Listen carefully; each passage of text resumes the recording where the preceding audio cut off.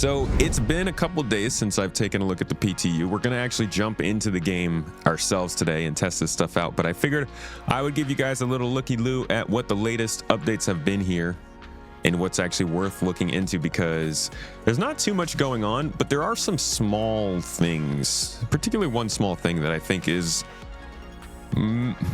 it's one of those changes that's not necessarily going to be a big deal for the game right now, but it does show a good direction for the game to be going in. We'll get to that.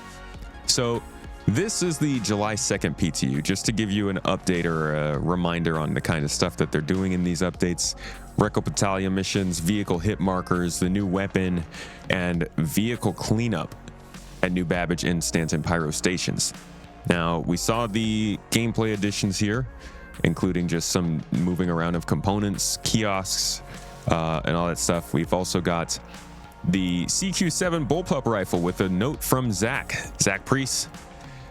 You probably remember he was on the episode FPS gameplay with Luke Presley wearing his absolutely gargantuan getup. He's right here. This is Zach. Stormbreak this outfit in order to open the door. And he does a lot of the, oh, you guys can't see that. He does a lot of the FPS stuff. He was part of the team that brought in a lot of these weapons. He helped with the scopes, with recoil balancing, and generally just a lot of that kind of the development side of things. What he had to say about this new gun is, after a year of very interesting sci-fi weapons and some very rusty ones, very Mad Max vibes, people are getting a little sick of that, we heard a lot of feedback wanting a nice standard lower RPM rifle to be added into the mix. So what better standard than a bullpup? That and the amount of times I got sent the old concept art for the bearing bullpup on Spectrum over my time working here, I knew it had to be this. To make this stand out, this weapon has a nice, sharp time to kill for a rifle, but having a consistent and followable Y recoil shape pattern. To those who learn it, it'll be consistent and land shots on target. Bearing weapons typically always have very consistent and readable recoil, and this weapon is no different. Having a bit of bite to its power, but still in the feel smooth to use that you expect from bearing. Overall, this is a great all-arounder daily driver type of rifle that won't let you down. I like a good daily driver rifle. It'd be interesting to see. It sounds like it actually could be a competitor to the P8 for my standard gun, but I definitely want something that's more like an S71, maybe like a semi-auto S71 to be my go-to. Either way, the weapons can be found in ship and distress missions, as well as Moraine data retrieval and Moraine movements. Both take you to the base where you can find the QB7, CQ7, I'm guessing. And that was mostly it for this round. That was July 2nd. We move on to the next one, and they actually sped up the reputation for battalion missions. We'll talk about that in a minute, because that's where things get important. But they've also boosted ship mining laser power to 20% across the board. Now, I've got some additional notes here on the Leaks channel that gave one additional add-on saying, while it does say they've increased across the board for 20%, only Size 1 and Size 2 have received such an increase. Size 1 received a 24% increase, while Size 2 received a 21% increase. This is not final. This is a PTU. This is a bunch of testing and stuff, so this might change. But they are boosting ship mining lasers. Hopefully this does help with particularly the prospector folks out there that are getting a little bit limited from which asteroids they can get. But we just need to see more easily obtainable asteroid and minerals everywhere. I don't think there's that much reason of limiting people from getting nice materials, because you can just lose stuff so easily in this game. But we'll see. They also said tractor beams can now be used inside of armistice zones at distribution centers, which is great. I say, suck it up, give us security, and get rid of armistice zones, please. But it's good, because there are more and more missions requiring you to use boxes and tractor beams around these places. Ship attenuation and flyby audio playback rules adjusted across all ships for better audio fall off at range, along with flyby audio mix polish. I still haven't seen this. Maybe we can hop in game and check that out today a little bit. Obviously some bug fixes and stuff, but really that was it for this one. Remember the reputation speeding up of Reco. Now moving on to the patch from yesterday. This is the current patch, the one we're about to jump into to test ourselves. Mostly the same testing feedback, with a vehicle cleanup update now added. Now you can see down here it says abandoned vehicle cleanup. We have updated the new ship cleanup code for Grimhex, Levski, and other social stations across Nyx. This new code adds ship cleanup rules that will clean up ships in an abandoned state after 5 hours. I wonder what abandoned state is. Just like somebody, basically once you have left the ship itself. This is already applied in the previous build for stations and major landing zones across Stanton and Pyro. We did see that mentioned here. So they're continuing to bolster the vehicle cleanup as they move further and further away from Chris's coffee cup fantasy. I do think that this is good, but I also think that at the end of the day, everybody and their mothers just wants to be able to salvage and tow these things. Like, we all just want to see a proper functioning of game rules taking over from player ships when the time permits, and the ability for the game to assign us the option to take care of that. I think everything from water bottles to full-on destroyed ships, people just want the chance to help clear these things themselves. You could see in the comments down below, maybe not in these comments, maybe it was in the here, where they asked for specific vehicle cleanup updates. Feedback. The first comment: can we get contracts to tow away and salvage abandoned ships? Okay, maybe that's just, 1 or 2 people who like that. The second top comment: if nothing else works, this subtracts from gameplay. Bricking ships should always automatically allow legal salvage and towing. Skip from there, and they say the obvious answer from all of us is to let us salvage abandoned ships.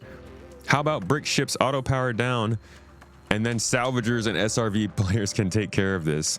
Make it so fracturing ships don't cause a crime stat. Everybody is wondering this, and it started as a very small hope back when they first showed off the SRV and first showed off salvage gameplay, but at this point, the silence on it is becoming deafening. And I'm betting it's something to do with the imprint and ownership system. I'm betting there's an answer out there somewhere that maybe we can find. But as of right now, everyone's just hoping that we can get to the point where we're actually cleaning these things up ourselves. Now, the only other thing that happened in this latest 4.9 patch, it says, is ballistic repeater balance pass. They've done a balance pass on ballistic repeater weapons to greatly reduce their damage. Now, all this is well and fun, but I do think the biggest thing that we're seeing here is the reputation of Reco becoming part of the game's progression. Now, in this other notes I have, I'm not going to bring it up on screen because it comes from the leaks, but it does come from information that we found here. It shows that there are blueprint progression for Reco's rep levels. Now, at reputation level 0, you're getting things from her like the Lawson mining laser, a size 0 Hofstede, and a Marlin. I think the Marlin is a quantum drive, maybe? At reputation level 2, you're getting the Pittman mining laser, a size 0 Helix mining. The Norfield, you're looking at possible Strata Heatwave armor, and a couple other things. At reputation rank 2, you're getting multiple possible size 1 lasers, including the Impact, the Helix. You're getting a scraper module, the Abrade scraper. You're getting a couple options to guns, which is always interesting to me. And at reputation level exclusive, which is not linked to any missions, you're looking at some Strata armor, Bulldog repeaters, potentially some other stuff. Now, the idea of getting stuff from reputation is not a big deal, but this is kind of falling in line with mission givers, which are a big deal, despite, I know a lot of people are like, why are they giving us mission givers when everything else is broken? Trust, there have been some people working on this system outside of everything else that's been broken that absolutely need to deliver their stuff. If you go back to Destination Adventure, not Destination Adventure, you got to go back to CitizenCon 2023. Now, this was supposed to be a big part of Pyro that they've really dropped the ball on. Reputation. So if you had good reputation, you could go straight through. This is no fuss, and it's the quickest way to maneuver through the station. However, you got to put the time and the effort in to get to this point. What happens if you neutral reputation? So you might be waved through, maybe you have to pay a bribe, and you don't want to pay, so you're going to have to find an alternate pathing. Or you're going to have to build up your reputation. If you have bad reputation, and for all you naughty ones out there, I know some of you exist, this applies to you. In short, you're going to have a tough time, but you have options. So stealth via other pathways might be one of those options. You build your reputation up from scratch, or you can probably fight. Let's focus on those alternate pathways. All right, so you get the idea. Reputation, right? It's supposed to allow us to encounter different areas based on different expectations, based on what people do in their previous game. Like if I went to get a mission in Nyx, it should be different from you getting a mission in Nyx because we play differently. That's a really important part of a game to me. Nobody wants to play through the same cookie cutter experience every time. So once they started getting to this, they eventually talked about like the markets at these places and how you could buy stuff. Now, I'm just going to cut to the chase. Here's where I think things are going. We got these black market sites where right now you can just kind of walk into them and not do anything. But when they show them off, they always like to talk about how this stuff is linked to reputation. Much like how right now we're seeing Reko Batalha, the first actual mission giver that they've focused on. And I want to be very clear.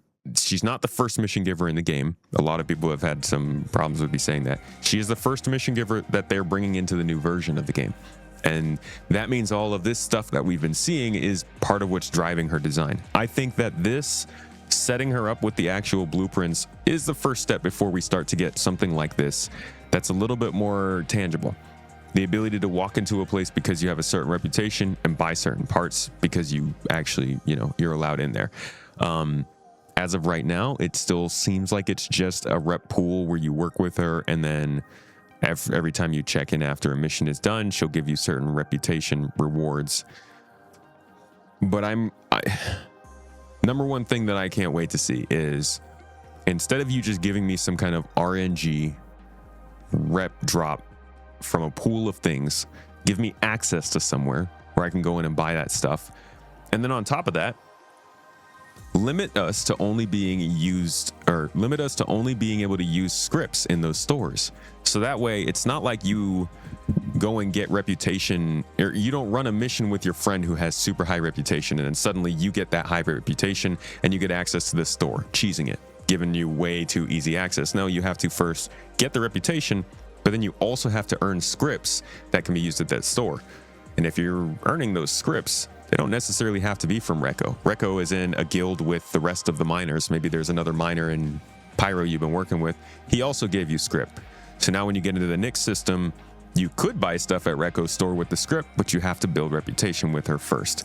And I think that whole complication of progression, fingers crossed that's where they're heading with this. It seems like where they're heading with this. And it's the kind of stuff they've sort of talked about in the past. But we're just going to have to wait and see where this goes from here.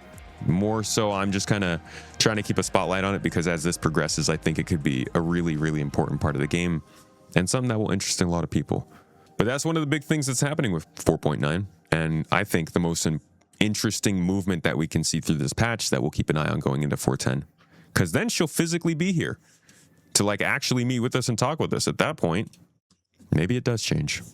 Either way, let's get in the game and see what it looks like.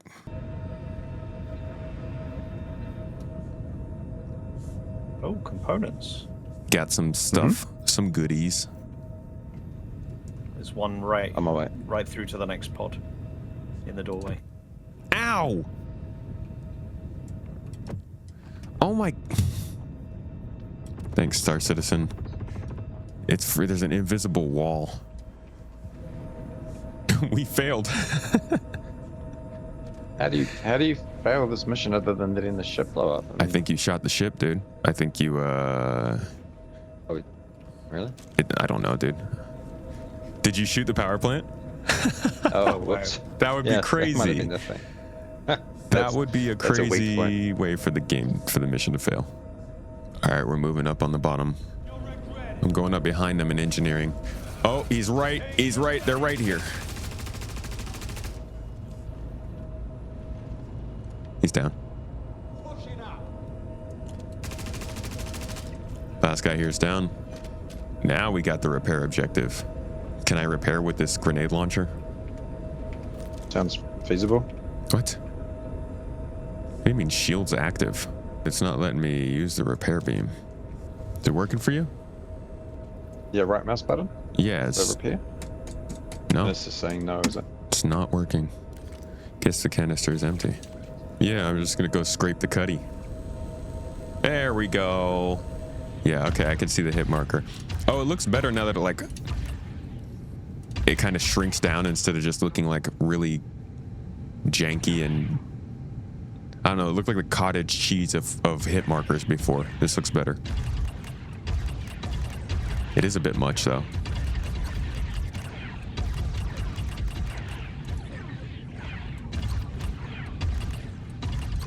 Ooh, okay. I like the sounds. It actually reminds me a lot of the Halo 5 sound effects. Shooting. Or maybe Infinite. All right, so just wrapping this up again, we've got this 10,676 mass rock. We got a size 1 laser, a Riger C3 module. Resistance was low, but instability was something. And we were able to crack it with a solo prospector out here. Now, I don't know if you would have been able to before, but this is just kind of testing out this power increase that they say came to these lasers on the size 1 lasers. Let me see if I can find one more rock in the nearby area that's like 10,000 mass. Just see if we can crack it. 16,000 in this one. So I highly doubt we can do anything to this in 16,000. 42% resistance. Yeah, we're not even going to touch it. So it's not like this has made the prospector super powerful. All right, so we've got a 13,000 mass rock here. I didn't even have to put a gadget on it, but with the Riger module, with this buff that we see in the PTU at least, it looks like we're slowly making some progress on it. So around 13,000 mass you can hit with your prospector, but you're still missing so many. I mean, a lot of times you're running into anywhere from 20 to 80,000 mass rocks. So as is being said in the chat, Prospector and the Golem still feel like they're very much meant for planetary mining with smaller deposits. This 20% increase, though, it might help you on some of those real fringe applications. I think at this point, it has become very crucial for if you're getting into mining. Try out different combination of modules, try out some gadgets, and try to find a friend. We got plenty in GII if you want to join our mining corps and make some more money doing it and turn in some materials to stuff that actually people need to do more operations. Other than that, latest look at the PTU. I gotta say, it's been running pretty smoothly. I haven't done too many things, but the missions that we ran earlier, the objectives seem to complete correctly for Recco's missions, whether boarding ships or scanning asteroids or mining asteroids. Those all worked. We haven't tried any of the other stuff, but the 4.9 PTU is definitely so much better performing than the 4.8 PTU right now. And the hopes are that the little things that have been enraging everyone, from the map to missions not working to inventory messing up to freight elevators, all that stuff does perform a little bit better once this goes to live. But we'll see. I think we still got a week to go and plenty of testing to do.